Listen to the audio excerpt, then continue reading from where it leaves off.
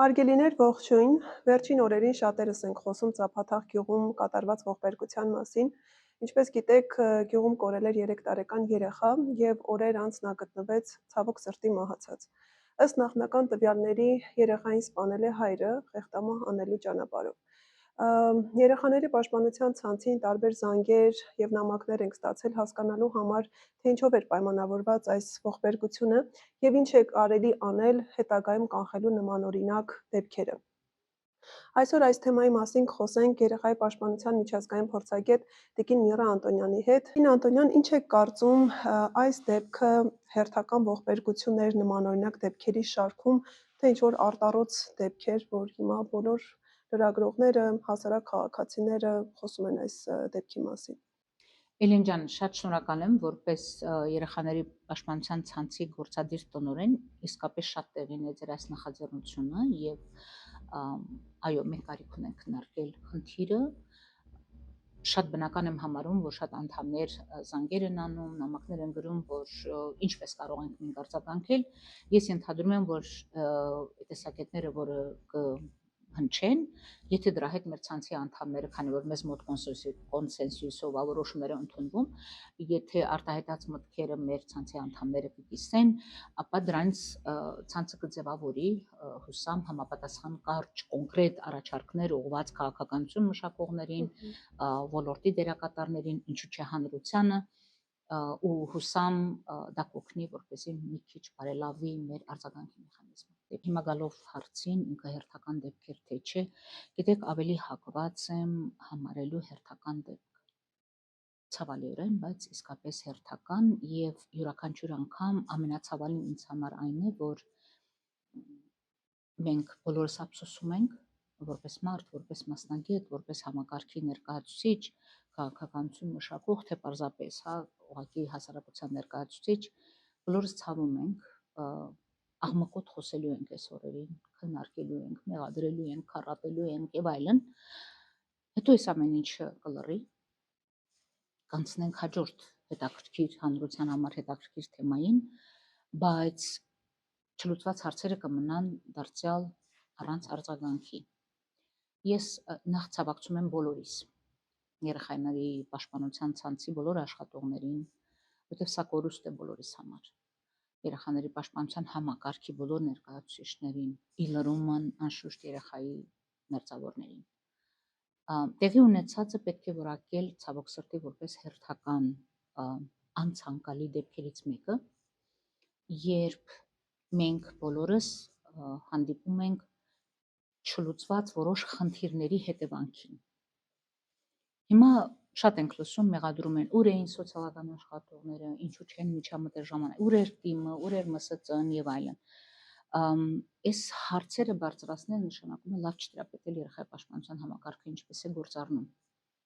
Ամենալավ ցանկության դեպքում անգամ, եթե մեզանից որևէ մեկը լիներ այդ տարածքը սպասարկող ՄՍԾ-ի սոցիալական աշխատողի դերում, կամ այդ համայնքը սպասարկող համայնքային սոցիալական աշխատողի դերում, կամ այդ հանձնաժողովի անդամը լիներ եւ այլն, ամենալավ, ամենամեծ ցանկության դեպքում անգամ մենք գործիքակազմի խնդրեմ ունենք եւ չենք կարող էֆեկտիվ միջամտել։ Նախ, գիտեք, տեղի ունեցածը հանցագործություն է։ Անշուշտ հանցագործությունը տեղի է ունեցել ռիսկային ընտանիքում միջամտությունների պակասի ի վերջո, որպես չեն կարող նման ելք ակնկալել, բայց որպես ելք, որպես հետևանք, այո, ինձ թվում է ավելի ճիշտ առանձնացնենք քրեական հանցագործությունը եւ միջ այդ գոյություն ունեցող քրոնիկ վիճակ իրայից առանձնացնենք։ Արդյոք այնտեղ կարելի է ինչ-որ մի բան անել, թե ոչ։ Ինձ թվում է հանրությանը մեր ասելիքը պիտի լինի հետեւյալը։ Ինձ թվում է մեր հանրությունը պիտի ընդունի, որ նման դեպքերում այդ ինչ ասեմ, խորին ապրումներ ունենալուց զատ պիտի ունենանք ինչ-որ մտքեր այն մասին, թե իսկ ես կարող էի որպես հասարակության անդամ, կարող էի արդյոք ինչ-որ բան անել, թե ոչ։ Երբեմն հարցնում են, թե արդյոք հարևանները գիտեին, տեղյակ էին եւ այլը, կարող էին ինչ-որ բան անել, ահազանգել եւ այլն։ Իրականության մեջ մեր յուրաքանչյուր բնակավայրում, նույնիսկ ամենափոքր բնակավայրում, ես այս միտքը կրկնում եմ տարիներ շարունակ եւ տեղին եմ համարում այս պահին էլ ասել, որևէ մեկիս համար գաղտնիք չի, որ մեր համայնքում փոխեմ բառս, որ մեր բնակավայրում, մեր թաղում կան առնվազն 3-ից 5 այդպիսի ընտանիքներ, ինչ նկատի ունենք այդպիսի ռիսկային գոտում հայտնված ընտանիքներ, ովքեր խոցելությունից զատ, որ հաշմանդամություն ունեցող անձ ունեն, կամ խնամողը կամ երեխաներից որևէ մեկը կամ միասին, կամ հոգեկան առողջության հետ կապված խնդիր ունենք, կամ հաշմանդամությամբ պայմանավորված խնամքի անհնարինություն ունենք, կամ հարաբերությունների կոնֆլիկտայնությամբ պայմանավորված ունենք ոչ այնքան բարենպաստ մթնոլորտ ընտանիքում եւ այլն, եւ հարցնենք, մենք նման դեպքերում ունենք իրավունք միջամտելու, կարծում եմ չունենք։ Եվ անկեղծ ասած, ամենացավալինն է, որ եթե միջամտեինք, մեզ կմեղադրեին միջամտելու համար, որտեղ ընտանիքը սուվերեն է, ինքնաբավ է, եւ մենք պիտի միջամտենք միայն այն դեպքում, երբ որ որևէ մեկի ընտանիքից որևէ մի անդամի հանդեպ իրավունքները խախտվում են այդ անդամի կամ բռնություն է գործադրվում եւ այլն։ Միայն այդ դեպքում իրավունք ունենք միջամտելու։ Այդպիսի մանդատ ունեն սոցիալական ոլորտի աշխատողները, այլ մանդատ մենք չունենք։ Ուր էր ոստիկանությունը կամ ուր էին մյուս օգնող մասնագետները եւ այլն։ Միևնույն ժամանակ ասելով սա, պիտի նաեւ ընդգծեմ հետեւյալը։ Կարող էինք արդյոք լինելով դպրոցի ուսուցիչ նկատել, որ այս երեխաները քրոնիկ ձևով անխնամ են հաճախում դասերի։ Հավանաբար կարող էինք։ Կարող էինք արդյոք որպես այդ թաղը սպասարկող մանկաբույժ կամ չգիտեմ բուժքույր նկատել, որ խնամքի որակը տեղը չի եւ այլն։ Անշուշտ մտածում եմ, որ կարող էինք նկատել, կամ լինելով այդ համայնքի այդ տարածքի խնամակալության հանձնաժողովի անդամներ, կարող էինք նկատել, որ որակով չէ խնամքը եւ այլն, եւ այո եւ ոչ։ Ամեն ինչ կախված է նրանից, թե արդյոք կան ահազանգի մեխանիզմներ եւ արդյոք մարդիկ գիտեն, երբ որ տեսնում են ինչ-որ քրոնիկ իրավիճակ, ում տեղեկացնել եւ ով է այն պատասխանատու կառույցը, որը պիտի հենց ահազանգը ստանալու պահից սկսեր գործողություններ մշակել։ Մեր բազմա դերակատարներով համակարգում մենք ունենք մի չլուծված խնդրեմ։ Երբ որ ահազանգ է լինում, անկախ նրանից, որ մուտքով դեպի համակարգ ահազանգը գալիս է, միասնական սոցիալական ծառայությունը դրա մասին կտեղեկանա, համայնքայինը, խնամակալության հանձնաժողովը, ոստիկանությունը, բժիշկը, ուսուցիչը, համապատասխանաբար դպրոցը, պոլիկլինիկան եւ այլն, ներսում համակարգի ներսում պիտի սկսի մեխանիզմը աշխատել։ Ահազանգը որ կետից էլ որ գա, դրանից հետո մեզ համար պիտի պարզ լիներ ով է պատասխանատուն եւ այդ պատասխանատուն ինչքան լիազորություն ունի, ինչքան պարտականություն, հաջորդիվ ում դերն է սկսում ակտիվանալ, հաջորդիվ ում դերը, որպեսզի մեխանիզմը աշխատի, ինքը մեխանիզմ է։ Մենք այդ մեխանիզմը չունենք սահմանած եւ վերջնականացրած։ Մենք ունենք կրկնվող դրա ֆունկցիաներ, մենք ունենք հակասող ֆունկցիաներ, մենք ունենք չհամադրվող ֆունկցիաներ եւ դեռ մեզ չի հաջողվել որպես համակարգ դրանք հստակեցնել, որպեսզի փոխադարձ մեղադրանքի փոխարեն իսկապես սիներգետիկա ստանանք, հա, իմ եւ ձեր եւ մյուսի ջանքերից ձևավորվեր այն ամորտիզացիոն ուժը, պաշտպանիչ ուժը, որով հնարավոր կլիներ կանխել նման դեպքերը կամ մեղմացնել ռիսկերը։ Կարելի է ենթադրել, որ սա փաստորեն նաև համակարգի բացերի հետևանք էր այս դեպքը, եւ եթե այո, ձեր խոսքում նշեցիք գործիքների մասին, տարբեր մեխանիզմների մասին, իդեալական, հա, պայմանական ասած, իդեալական համակարգը ինչպիսին պետք է լինի, որ հնարավորինս կարողանանք խուսափել նման օրինակ ողբերգություններից։ Ես կուզենայի մի քանի բան շեշտադրել։ Ընդհանրապես կանխատեսել որևէ մեկի հանցավոր վարքը ամենակատարելագործված գործիքների պարագայում անգամ ինձ թվում է սխալի հավանականությունը մեծ է։ Մենք կարող ենք նշել ովքեր են խոցելի ընտանիքները, մենք կարող ենք իդենտիֆիկացնել բարձր ռիսկի գոտում հայտնված ընտանիքները եւ այլն։ Եվ ինչպես նշեցի, այդպիսի ընտանիքներ մենք շատ ունենք, որտեղ համադրված են խոցելիությունն ու ռիսկը։ Օրինակ այդ ընտանիքում կան մտավոր խնդիրներով, հոգեկան առողջության խնդիրներով, կազմալուծվածության, կոնֆլիկտայնության, ամենահասարակ պարզ աղքատությունից մինչև բարդացած աղքատության մշակույթով պայմանավորված ապրելու մշակույթ, երեխաներ պահելու մշակույթ եւ այլն։ Սոցիալական աշխատողներին սովորաբար մեղադրում են այն ամենի համար, ինչ որ իրանք անում են եւ չեն անում, սա հայտնի ասույթ է եւ բոլոր երկրների համար կարծես թե նույնն է իրավիճակը։ Իսկ արդյոք մենք համակարգային բացեր ունենք թե չէ, դրա հետ կապված կուզենայի ասել մի քանի, գոնե ընդգծել ամենակարևորները։ Այս նոր օրենքի հետ կապված մեր բոլորիս հույսերը շատ են։ Երեխաների իրավունքների պաշտպանության օրենքը, իրավունքների մասին օրենքը։ Ինչ ենք բոլորս ակնկալում այդ օրենքից։ Որոնք են չլուծված խնդիրները, որ այդ օրենքից բխող ընթացակարգերով ակնկալում ենք համապատասխան լուծումներ։ Առաջինը դա մենք չունենք բավարար թվով օգնողներ, ընտանիքներին օգնողներ, եւ օգնողները իրենց հերթին ունեն մի շարք խնդիրներ։ Օգնողները չունեն փաթեթներ ձեռքներին, դիզայն, որը թույլ կտա իրանց կոնկրետ ընտանիքի խնդիրներից բխող միջամտությունների դիզայն անել,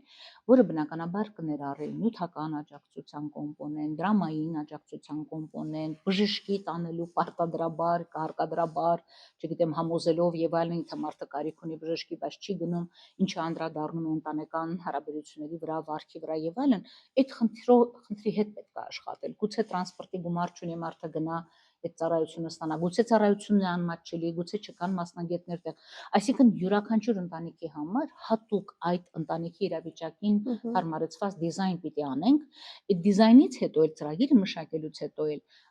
այդ ընտանիքին կցված մասնագետը, մենք ունենք կցված մասնագետի խնդրեմ, պատասխանատու մեկի խնդրեմը, որ չունենք կոնկրետ ընտանիքի համար պատասխանատու մարդ, թեև դերակատարներ շատ ունենք։ Այդ կցված մասնագետը ոչ միայն իր մասնագիտական ներուժը պիտի օգտագործի, իր մարդկային էներգիան, մասնագիտական հնարքները, նաև պիտի ձեռքի տակ փաթեթ ունենա կոնկրետ աջակցություն տրամադրելու։ Սա մտածելու բան է, ես շատ հույս ունեմ, որ օրենքից բխող ընթացակարգերը կնախատեսեն նման անհատականացված մոտեցումներ։ Երկրորդը կոմպետենցիայի խնդիրն է, համապատասխանության խնդիրն է։ Մենք ունենք թվի խնդրեմ, բավարար չեն մեր սոցիալական աշխատողները, եթե համեմատության մեջ տնենք, մենք քանի խոցելի եւ խոցելությունը, ռիսկայնությունը համադրող ինչքան իրավիճակներ ունենք եւ որքան մարդ ունենք ասպարեզում, ովքեր ունեն մանդատ օգնելու, միջամտելու եւ այլն, թիվը խիստ անհամապատասխան է։ Այդ թիվը պիտի լիներ համադրելի, օրինակ, առողջապահության համակարգում ներգրաված մարդկանց թվի հետ։ Այդ թիվը ցանկալի կլիներ համադրելի լիներ Պարեկների ինստիտուտի հետ, որոնք ավելի շատ վերահսկող կարգի բերելու խնդիր ունեն, իսկ օգնողների բանակը շատ ավելի փոքր է։ Ամեն ինչ կախված է քաղաքական որոշումներից, արդյոք կարևորում ենք այս ոլորտը ոչ միայն երեխաների, ընդհանրապես մարդկանց պաշտպանության, բնակչության պաշտպանության, եթե կարևորում ենք ոլորտը, նշանակում է մենք թիվը ավելացնենք, հաստիկներ կտրամադրենք, օրենքից բխում է պատասխանատուների առանձնացումը համայնքային մակարդակում, դարձյալ հնարավորությունից ելնելով շատ փոքր թիվ է նախատեսված։ Ինքը մի քիչ կարծես մեր ակնկալիքը բավարարելու է, բայց չեմ կարծում, որ դա բոլոր հարցերի լուծումն է։ Ցանկալի է շատ ավելի, ընդ որում, եթե չեմ սխալվում, 27 թվականից նոր կունենանք հնարավորություններ դնելու երեխաների պաշտպանության հարցերով պատասխանատուներին, ցանկալի էր, որ օր առաջ, ինչքան հնարավոր է շուտ, որտեվ Տիգրանի դեպքը եւ այն երեխաները, ոնք Տիգրանի նման իրավիճակում են, չսիրված են, անխնամ են եւ այլն, մենք չգիտենք ինչ է սպասում, արդյոք կհասցնենք իրենց օգտակար լինել այս նոր փոփոխություններով, դրա համար ինչքան հնարավոր է շուտ պետք է այդ փոփոխությունը անել։ Հաջորդ խնդիրը կոմպետենտության հարցն է։ Մեր մասնագետները բավական աջակցության կարիք ունեն վերապատրաստումների, սուպերվիզիաների, քոչինգի միջոցով, տարբեր ձևերով, տարբեր հնարավորությունները համատեղելով այս բարդ ոլորտում աշխատելու համար մարդիկ շատ ներդրումների կարիք ունեն։ Հեշտ չէ այս ոլորտում աշխատել։ Դու անընդհատ քայլում ես սուր սայրի երկայնքով եւ սայթաքելը շատ հեշտ է, մեղադրվելը շատ հեշտ է, ինչը կօգնի, ես չի ուզենա, որ սոցիալական աշխատողները այս ոլորտում, երբ որ հանձն են առնում որևէ վիճելի պարագայում երեխայի պաշտպանության, նախաձեռնություն կամ հանձնառություն են վերցնում, չվերածվեն հերոսների։ Դա պիտի լինի հիմնական աշխատանքի մաս եւ պետք չի որ մարդը հերոսանա, որպեսզի կարողանա, այնքան պիտի այդ ամեն ինչը բխի իր աշխատանքի մանդատից, որ հերոսանալու կարիք չլինի։ Պիտի նկատի ունենանք հետեւյալը, որ նույն համայնքում գտնվելու պարագայում վիճելի դեպքերում երեխային ընտանիքից հեռացնելը, վիճող ամուսինների պարագայում մեկ կամ մյուսի օգտին որոշում ընդունելը, խնամքը մեկ կամ մյուս կողմին հանձնելը եւ այլն, այդ բարդ գործերը հանձնված են խնամակալության հանձնաժողովներին, կամավոր հիմունքներով աշխատող, պիտի ասեմ, որ նաև դժվար է լինելու այդ ֆունկցիան կատարել համայնքից ընտրված համայնքում ապրող սոցիալական աշխատողի համար, որովհետև հազար ու մի սոցիալական կապերով այդ համայնքում ինքը կապված է այդ ընտանիքի հետ։ Դա կարող է իր հարևանը լինել, դա կարող է իր ամուսնու, ընկերոջ եւ այլն, ու հետո բարդ կլինի աշխատել այդ համայնքում։ Ես կուզենայի, որ դուրս հանելու ֆունկցիան, որպես այդպեսին, ընտանիքից անջատելու, օգնելու, միջամտելու, ամեն ինչ անելու, որ այդ օգնողի իմիջը շատ հարմար է համայնքի սոցիալական աշխատողին վերագրել, երբ որ կան ռիսկային իրավիճակներ, բայց երեխայի հեռացումը ընտանիքից նույն մարդուն վերագրելը կլինի շատ ռիսկային հենց այդ սոցիալական աշխատողի համար, եւ շատ կլինեն մշակութային հարցեր կան այստեղ, սոցիալական կապերի հարցեր կան, եւ ինքը սոցիալական աշխատող կդառնա շատ խոցելի։ Ուստի լավ կլինի, որ անջատման գործառույթը իրականացվի ուժային մարմինների կողմից, այո, ոչ սոցիալական աշխատողների։ Բացերի մասով, եթե շարունակենք, այսպեսով էլ ինչն է, ընթացակարգերը պիտի մշակվեն այնպես, ես շատ կուզենայի սրա վրա շեշտադրում անել։ Տեսեք, երբ որ մենք խոսում ենք ոչ թե շարքային խոցելի ընտանիքների մասին, ինչու եմ ասում շարքային, որտեղ խոցելիությունը, այո, կարևոր բան է, բայց դա չի նշանակում, որ վտանգված է երեխան այնտեղ։ Մենք շատ խոցելի ընտանիքներ ունենք, որտեղ երեխաները շատ սիրված են, շատ ջերմ, շատ աղքատ ընտանիքներ ունենք, որտեղ աննկարագրելի ջերմությամբ են շրջապատում իրենց սեփական երեխաներին։ Այստեղ մենք պիտի խոսենք ռիսկային գոտում հայտնված երեխաների մասին։ Ուզում եի նշել նաև հետևյալը, որ առաջավոր պրակտիկայում վերջերս հաջողվեց օրինակ այդ առաջարկը ներդնել նաև Ուկրաինայում, որտեղ ես փորձագիտական ծառայություններ եմ մատուցում, որոշումը, որպես այդպիսին ընտանիքից հեռացնելու, ընդունելուց անմիջապես հետո կասկածի տակ է դրվում կամ հարցականի տակ է դրվում ոչ թե ծնողական իրավունքը ընդհանուր առմամբ, որտեղ իրականության մեջ մեկ այդ ծնող շարունակում է մնալ այդ երեխայի կենսաբանական ծնողը ու դա է իրականությունը, այլ երեխայի ժամանակավորապես դադարեցվում է երեխայի խնամքի կամ երեխային վերաբերող կարևոր որոշումներ, օրինակ առողջական, կրթական եւ այլն, դրանց վերաբերյալ ծնողի կողմից որոշում ընդունելու այդ իրավունք ասեմ, թե այո, դա է սահմանափակում, այսինքն պետությունը ի՞նչն է հարցականի տակ դնում, ասում է ես քեզ սուվերեն եմ թողել, ես քեզ թողել եմ ինքնաբավ, դու ես որոշում քանի երեխա ունենալ, ինչպես դաստիարակել եւ այլն, բայց այն պահից սկսած, երբ որ դու ռիսկային վիճակում ես դնում սեփական երեխային, ես չեմ վստահում այլևս քեզ եւ ես ինձ վրա եմ վերցնում իմ համակարգի միջոցով, ես այդ պատասխանատվությունը վերցնում եմ ինձ վրա, այս երեխայի կրթությունը կազմակերպելու, առողջական հարցերը, խնամքի եւ այլն, ես եմ որոշում, որ ընտանիքում նա եւ այլն, եւ դու պիտի ապացուցես, որ դու այնքան ես փոխվել որպես ծնող, այն ինչ որ վնասել է քո երեխային, այն ինչ որ հիմք է դարձել, որ ես քո երեխային քո ընտանիքից հեռացնեմ, այդ պատճառները բոլորը վերացրել ես, ես իմ համակարգի միջոցով հավաստիանում եմ, որ դու իսկապես այդ պատճառները վերացրել ես, դատական կարգով դու հետ ես վերցնում քո իրավունքը երեխայի վերաբերյալ որոշում կայացնելու եւ երեխային հետ ընդունելու։ Մենք մի տեսակ միայն ծայրահեղ որոշում ունենք, ծնողական իրավունքների դադարեցում, սահմանափակում եւ այլն, որոնք ոնց տեսնում ենք որպես գործիքներ ավելի աղքատիկ են, քան այս առաջավոր երկրների փորձը։ Շատ կուզենայի, որ այս նոր օրենքից բխող ընթացակարգը պատասխաներ այս հարցերին, ինչպես ենք պետություն ծնող հարաբերությունները կարգավորում երեխայի շահերի վրա հիմնված մոտեցումով։ Հաճախ նման դեպքերում հարևանները, մտերիմները ասում են մենք գիտեինք, որ ինչ-որ խնդիր կա, մենք ենթադրում էինք, որ ինչ-որ մի բան կլինի, բայց մեզ իրավունք չվերապահեցինք միջամտել, խառնվել։ Ինչ եք կարծում, սա ինչով է պայմանավորված, անվստահություն է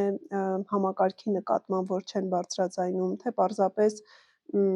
ընտանիք է, փակ համակարգ է եւ հետեւաբար մարդիկ մտածում են ինչու պետք է խառնվենք։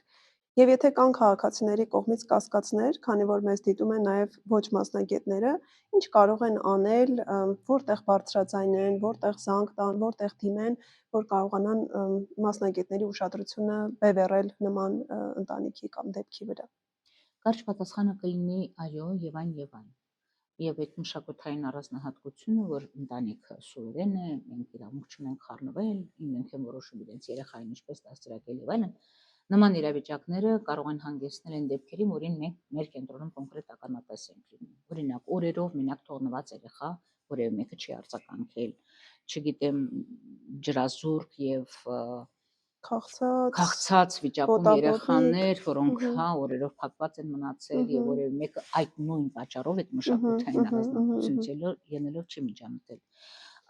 Երկրներ կան, որտեղ որպես ընդհանուր երեխայի բռնության դեպքեր, երեխայի հանդեպ վատ վերաբերմունքի բռնության դեպքերին արձագանքման մեխանիզմի կարևոր կետ նաև ընդունում են եւ առանձնացնում են հասարակությանը, հարևաններին, հասարակության ցանկացած անդամի քաղաքացու։ Եվ իմանալ չհայտնելու խնդիր է առաջանում, այսպես հարցականի տակ են դնում այդ քաղաքացու իրավագիտակցությունը եւ պատասխանատվությամբ վերաբերվելը, եթե ինքը իմացել եւ չի հայտնել, եւ օրենքով պարտադրում են, որ քաղաքացին պարտավոր է, եթե փողոցում տեսնում եք կամ ձեր պատի հետևում երեխա ալացնում եւ այլն, զանգարել համապատասխան կառույցներին, որ միջամտեն։